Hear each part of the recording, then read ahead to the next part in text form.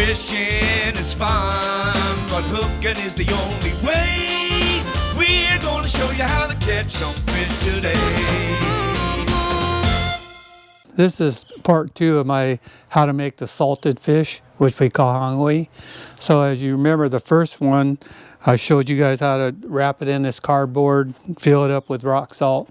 And the fish, usually the white fish work better, and you want to leave it in the rock salt. It's 2 pounds a day. But since we're in the fall and winter and it's been a little cooler, I left it for a few more days. So here I got it all ready. I don't know if you could see the wire, but the whole fish is covered up. And then in the bucket on the sides, you can see down there it's probably like 5 or 6 inches of rock salt covering around the end. So now we're going to go on to the second step, which is we're going to take it out of the rock salt, lay it out, and then we're going to air it out in a bag and hang it up for 3 or 4 days until the texture is right before I could put it away and put it in oil. So I'm going to take this apart. As you remember, this is a cardboard cylinder and the fish is put in head first. It's all the way in the bottom here. It's all rock salt. And there's no smell to it at all. When I've been doing this, I mean, you can't smell no fish, no nothing. And what it's doing is that the rock salt actually took all the moisture out of the fish.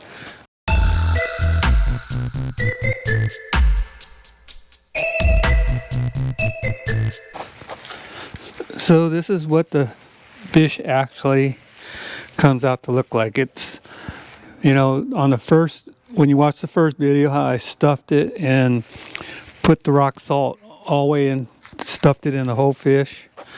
And then I wrapped it all the way around on the outside, this cone here. Keeps it all wrapped up nice and tidy. And like I said, it doesn't smell. And then all of this is a game bag that I use for deer hunting. You notice that this is a bag that, you know, the air could flow through. So it's getting good ventilation. I have to lead this wire out because it's going to hang from there. And you have to make sure you have this tied up tight so that the flies can't get in there. So what I do is I got this around this wire really tight here. And what this does now is that we're going to air dry it till it gets the right firmness. Some people like it more firmer than others, and some like it a little more on the wetter side. So it's just a matter of choice, but usually around 3 to 5 days. So I'm going to make a loop here and get this snugged as tight as I can so no flies can get inside here. And then you want to hang this in a well ventilated area. I have a little carport where I keep my boat, and I'll hang it in there. So here we go. This is all done. It's gonna hang up, you know, in a place where the air can air dry it. And in about probably 5 days, we'll be ready to cut it up. So I'll see you back in about 5 days. So right now I got it hanging in my carport. So it'll be hanging up here probably for 5 to 7 days because it's a little cooler and damp outside. How do you know when it's ready? I feel it every day, and I'll touch the fish here and I'll feel how hard it is, and then I'll go from there. So I want it kind of firm. I don't want it real dry. Take the fish that I've had hanging for about a week, and then because the temperature outside, I'm doing this, you know, in the winter. In the summertime, when I did this one in September, and it was a lot warmer, so I only hung it for 3 days.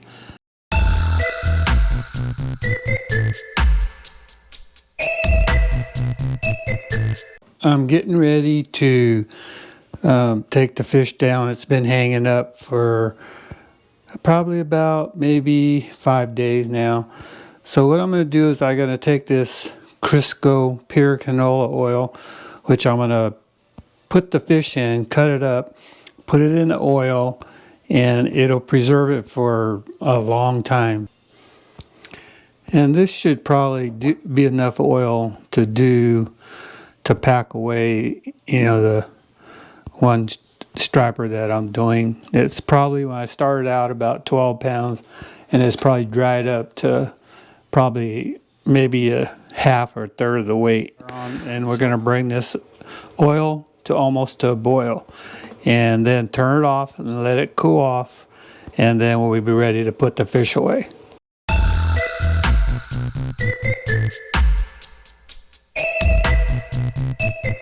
Now I got my fish. I'm going to show you some of the stuff that we're going to need.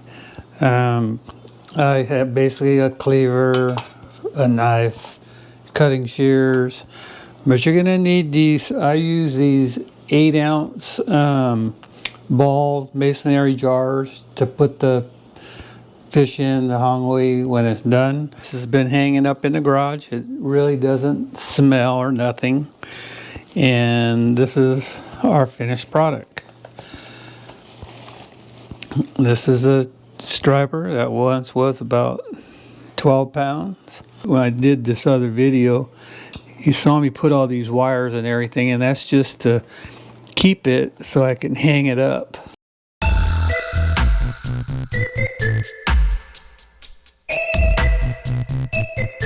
I'm just taking a scaler, and I gotta scale this thing. So I'm gonna get off all the scales.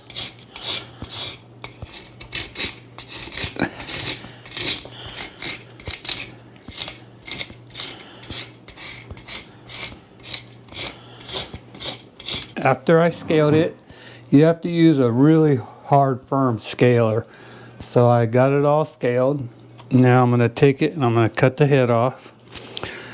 So basically I'm cutting down, and then right around the rib cage here, I'm going to cut down.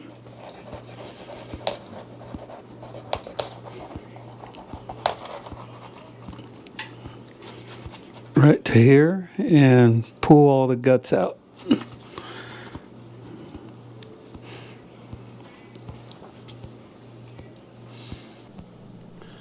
Okay, I got it all scaled. I got it all cleaned up. I cut the fins off the top, so I didn't want any fins, inside the jars. Got it all scaled up really good. Got it all cleaned up. And basically I cut the rib cage out, cut the head off, and I just take the preem parts, the primo. So this is the stuff that I'm gonna pack away in the jars. So now I'm gonna cut them probably in about 1 inch, maybe 3/4 of 1 inch. Cut down.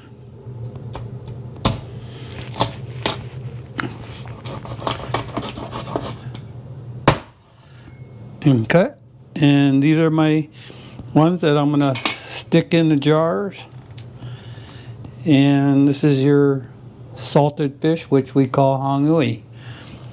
So you could, I usually leave them in pieces like this, or you could cut it in half down the middle. I figure like one piece like this is probably enough to do, I make a lot of fried rice, hom-yui fried rice. You need a good cleaver. So a 12-pound fish will probably get me maybe 4 or 5 jars. But it goes a long ways because it's so salty. A lot of the salted fish that you buy in the store, they're really dried. I mean, dried almost like hard dry. We prefer to have it on the softer side so I don't dry it quite as long. These pieces back here, when I'm getting back by the tail, are the primo pieces, the best.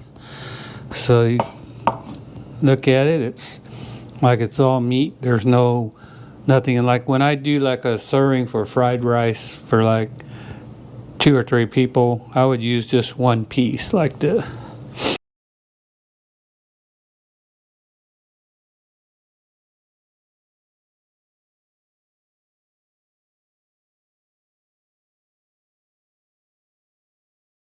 And there we go. Voila. All I do now is I'll can it up, put it in the jars, and we'll continue.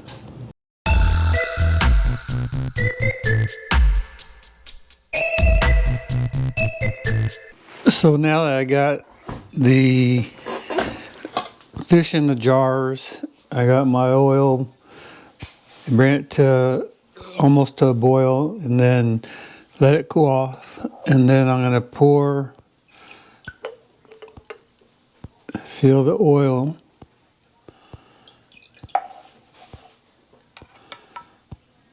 And what this does, it'll preserve the fish.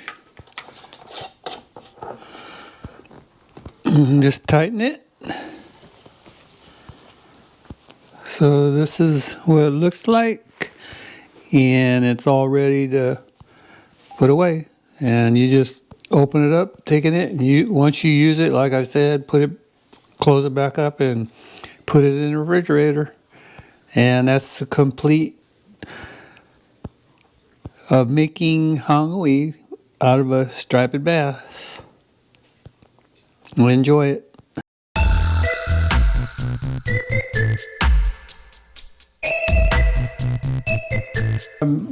I use 2 cups of rice. I'm going to make hom-yui fried rice.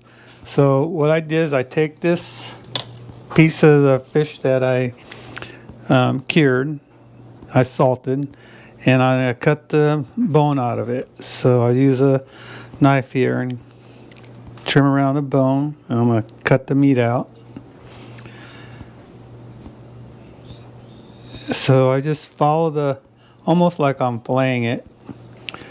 And when you do this, this fish is very, very salty from the process of drying it in a rock salt. So what I'm going to do is I cut it in small pieces. So I'm going to take it and cut it in little chunks. What I do is I just basically skinning it like I'm filleting a fish. Take the skin off, some of the red meat. So the chunks are actually about that big, pretty small. And before I did this, I cut up some green onions so they're in little pieces, and also some yellow onions. You could use peas and carrots, but I'm not going to use any this time. And you're going to need 2 eggs. Now I'm here at the stove. I got a gas stove. Got my cast iron wok right here. You can see how big it is. See how big my hand. It's pretty good size. And I turned the heat on as high as I could get it. When I had the restaurant, the woks had the flames shoot out to the sides. It's because one of the secrets to cooking with these woks is to make sure it gets really hot before you do anything with it. So I'm going to take a little oil. You can use any kind of oil you want. You could use vegetable oil, peanut oil, any kind works great. You're going to need oyster sauce. I use Panda, and I do a little, I'm not going to use any salt, but I will put in white pepper. So those are the simple ingredients that we're going to use. Now what you do is I put the oil in here, and I'm going to let it heat up to where it's smoking. I pre-cooked the rice. I used 2 cups in a rice cooker, and you really want it a little bit on the drier side rather than being real moist. I make it a little bit on the dry side. And first of all, I'm going to put the yellow onions.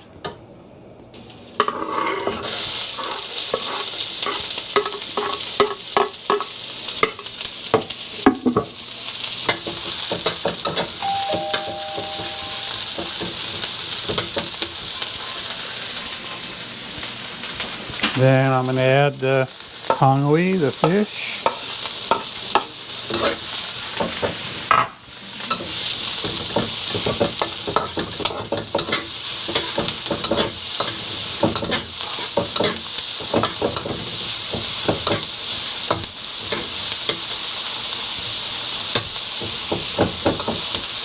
Put it in. I'm going to let it cook a little bit, so let the onions turn a little bit brown. And once the onions turn a little bit brown in color, I'm going to put the rice on top. So basically I'm just going to break it up a little bit. My oyster sauce. And like I said, I don't measure, so I'm just going to dab it around. So I think when I'm close. So I'm looking at it and it's not brown enough, so I'm going to add a little bit more. Like I said, you could always add, you can't take it out once you put it in, so I always go a little bit lighter. And now I'm going to take a little white pepper.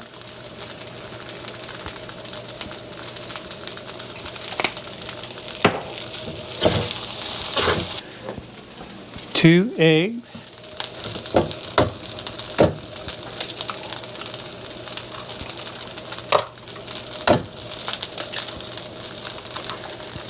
And I just crack them in,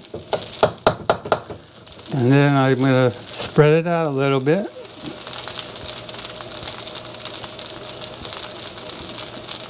And then let it sit for a second and let it cook.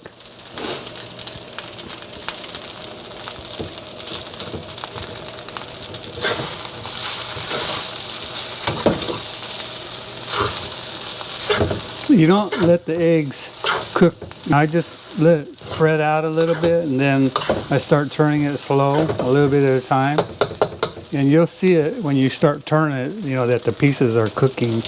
The egg white and the yolk will start cooking, and you'll see it. Like I said, the hotter you can get this wok, the better it'll taste and the easier it is to make. Usually when I'm cooking on this wok, you know, I usually stick my finger in there and taste it and get an idea whether I'm doing. But when you do the fried rice, you could just look at the color, and I could tell by the brownness of the rice. And I don't even have to taste it. So you can see, I can see part of the eggs, like they're cooked. Like if you were making scrambled eggs, they're starting to cook, and they'll stick to the rice. Because I could tell when I'm turning it over like this, it's lighter and it's gotten more fluffy. It's not as moist and all stuck together. And what happens is when you put the eggs in, it sticks to the kernels and it makes it more looser. So the rice are more easier to separate. Once I get like this and I'm pretty much done with it, I take the chopped up green onions, try to sprinkle them around.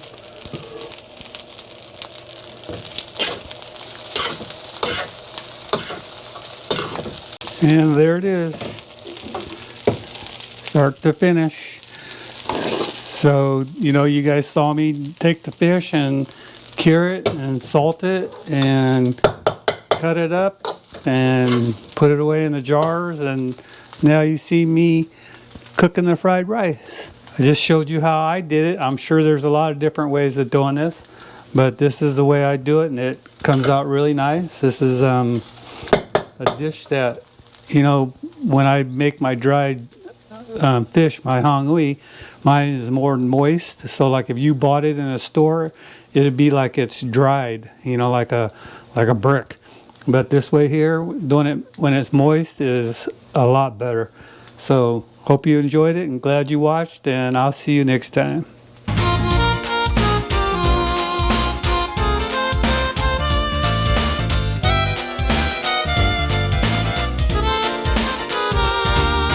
Fishing is fun, but hooking is the only way. We're gonna show you how to catch some fish today.